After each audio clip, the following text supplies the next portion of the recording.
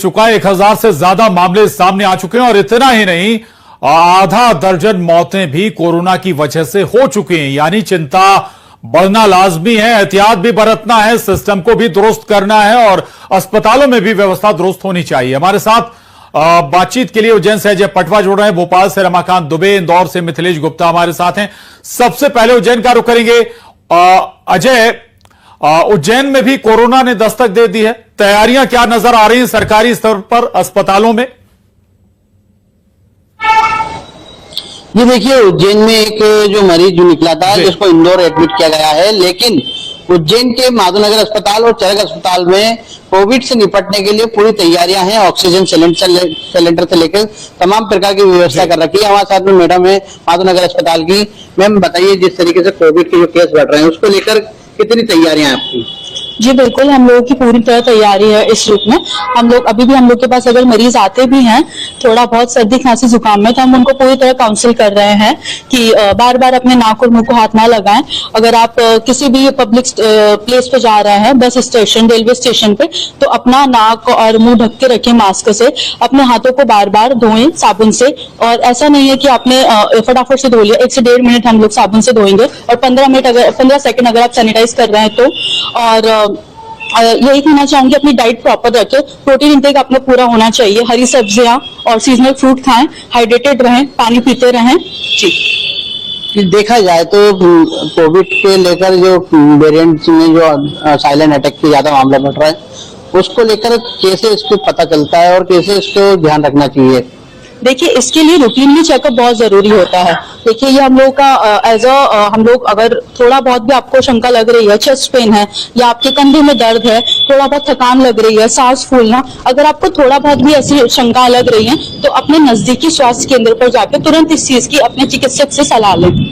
हमारे साथ में अभय विश्वकर्मा भी है, स्वास्थ्य समिति के सदस्य हैं। अभय जी, आप बताइए, जिस तरीके से अस्पताल में किस प्रकार की तैयारियां आपकी तरफ से की रखी? देखिए, कोविड को लेके अभी माधवनगर चिकित्सालय में 10 बेड और चरक अस्पताल में 20 बेड आरक्षित किए गए हैं। इससे घबराने वाली कोई बात नहीं, हम पूरी तरह से हर प्रकार की स्थिति से निपटने के लिए तैयार हैं। आप बताइए, आप जैसे सड़कों पे घूमते हैं, पब्लिक में जाते हैं, तो कैसे अपने आप को बचाव करें? सबसे पहले तो मास्क हम लगाएं, सबसे पहली प्रायोरिटी वही है, डॉक्टर द्वारा जो जारी हुई है। उसके बाद सोशल डिस्टेंसिंग का पालन करें, समय समय पे हाथ मुंह धोएं, हरी सब्जियों का सेवन करें, यही जहाँ तक। तो देखिए, कुल मिलाते ये है कि एहतियात बरतना होगा और उज्जैन में तैयारियां शुरू हो गई हैं। भोपाल का रुख करेंगे, रमाकांत दुबे हमारे साथ बने हुए। रमाकांत, भोपाल सबसे जो बड़े शहर है मध्य प्रदेश में, जब पिछली बार कहर बरपाया कोरोना ने, उन शहरों में शुमार था जहां सबसे ज्यादा कोरोना के मामले सामने आए थे। इस बार क्या तैयारियां हैं सिस्टम की? जी प्रशांत, मैं सीधे लोगों से ही बात करता हूं और आपको जवाब यही लोग देंगे कि कोरोना एक बार फिर दस्तक देने लगा है। देश में, प्रदेश में कई मामले सामने आ चुके हैं। क्या यहाँ प्रॉपर तैयारी है? क्योंकि पिछली बार भोपाल जो है वो कोरोना का हब बना हुआ था। देखिए, प्रॉपर तैयारी तो अभी भी नहीं है, ना शासन की तरफ से और ना ही अस्पतालों में। अभी भी सिर्फ भोपाल के एक ही अस्पताल में RT-PCR की जांच करी जा रही है, वो है एम्स।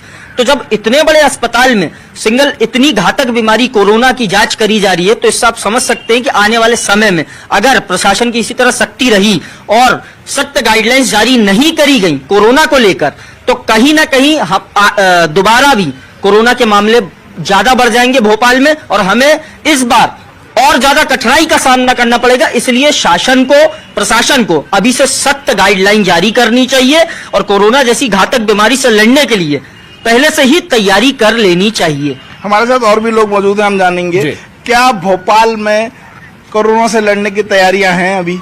नहीं, अभी वर्तमान फिलहाल तो नहीं, और वैसे भी कोरोना दस्तक दे चुका है MP में। और अगर प्रशासन ने पूर्ण तैयारी नहीं करी, कठोर कदम नहीं उठाया है बीमारी के शुरुआती कदम में, तो हो सकता है हमें फिर वही त्रासदी झेलना पड़े जो हम पहले भी झेल चुके हैं। अभी आप लोग जैसे पब्लिक प्लेस पे जाते हैं तो क्या अपनी तरफ से कोई सावधानियां इस्तेमाल कर रहे हैं? मास्क लगाना या दूरी बरतना या ग्लव्स पहनना वगैरह? अभी तो प्रशासन ने चेतावनी नहीं दी है ना, कोई गाइडलाइन जारी की है, इसलिए अभी वर्तमान में मैं भी बगैर मास्क के हूँ। समस्या यही है कि क्या क्या प्रशासन की चेतावनी देना या गाइडलाइन जारी करना ज्यादा जरूरी है? अगर हम रोज देख रहे हैं कि कोरोना के मामले बढ़ रहे हैं तो खुद से भी कुछ जो है सावधानियां बरती जानी चाहिए। सबसे पहले तो मैं सरकार से ये अपील करना चाहूंगा कि कुछ ऐसी गाइडलाइंस जारी करे, जैसे मास्क पहनना कंपलसरी करे, लोगों को जगह जगह इकट्ठा होने से दूर रखे, सैनिटाइजर का यूज कंपलसरी करे, और ऐसी जगह जैसे बस स्टैंड हो गए, रेलवे स्टेशन हो गए, एयरपोर्ट्स हो गए, वहां पे जो टेस्ट RT-PCR टेस्ट है वो कंपलसरी करे। आने जाने जो राहगीर है, जो भी ट्रेवलर आ जा रहे हैं, उनका सबसे पहले RT-PCR टेस्ट होना जरूरी है। बिल्कुल इन्फॉर्मेशन और भी लोगों या सरकार को जरूर रखनी चाहिए। लौटूंगा आपके पास और लेकिन अवेयरनेस हमारी भी जरूरी है। इंदौर का रुख करेंगे मिथिलेश। इंदौर में अगर हम डेथ रेशियो बात करें, पिछले जब कोरोना का कहर आया था तो सबसे आगे था इंदौर, जहां सबसे ज्यादा जान कोरोना ने ली थी। अभी भी अगर हम जिक्र करें 6 कोरोना के मामले MP में आए, उनमें से 5 इंदौर में हैं। गंभीरता समझनी होगी मिथिलेश। बिल्कुल सही कहा आपने प्रशांत कि इंदौर में पिछली 2 लहर में सबसे ज़्यादा जो मौतें हैं, अगर प्रदेश की बात की जाए तो सबसे ज़्यादा इंदौर में हुई थी। हालांकि इस बार अभी तक जो कोविड के केसेस आए हैं उसमें कई लोग ऐसे हैं जो इंदौर के बाहर रहने वाले, इंदौर में उन्होंने जांच कराई थी, उनकी रिपोर्ट इंदौर में पॉजिटिव आई थी। लेकिन सरकारी दावे की बात की जाए तो तैयारियां बहुत हैं, लेकिन अब इंदौर की जनता कोविड को लेकर कितनी गंभीर है, सीधे उन्हीं से पूछते हैं। कोरोना को लेकर आप लोग कितने गंभीर नजर आ रहे हैं बढ़ते हुए मामलों को देखते हुए? सर, कोरोना के लिए तो ऐसा है कि अभी हमारे पास कोई गाइडेंस सरकार के द्वारा या प्रशासन के द्वारा कोई भी उसके लिए कार्यवाही नहीं की गई है।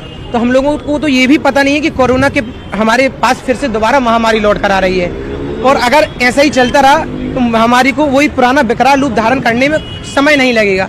क्योंकि हम जब देखते हैं, जब सरकार चुनाव आने के टाइम पर अपने प्रचार प्रसार के लिए सतर्क हो जाती है, तो उसी प्रकार सरकार जिसको योजनाएं देना चाहती है उनकी स्वास्थ्य की सुविधा भी सरकार की जिम्मेदारी बनती है, तभी वो लोग उस योजना का फायदा उठा पाएंगे। हम देखते हैं कि कोई भी योजना आती है, यूट्यूब पर सबसे पहले उस योजना का प्रचार दे दिया जाता है, मगर जब स्वास्थ्य सुविधा की बात आती है तो हमारे देश में उसके प्रति लापरवाही बरती जाती है। इसी का परिणाम हमारा कोरोना वायरस हमने पिछली बार भुगत चुके हैं, और अगर ये ही स्थिति अभी रही तो ये महामारी फिर से वही रूप ले लेगी।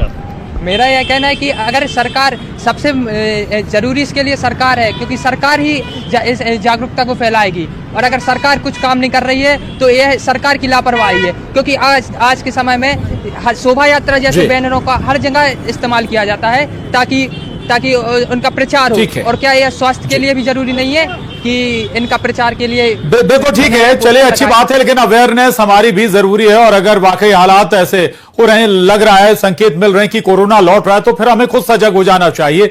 जरूरी नहीं कि हर बार इंतजार करें कि सरकार ही जब डंडा चलाएगी तभी हम गाइडलाइंस फॉलो करेंगे, मास्क लगाना शुरू करेंगे। आप सभी का शुक्रिया। मिथिलेश, रमाकांत, अजय, बहुत धन्यवाद जानकारी के लिए।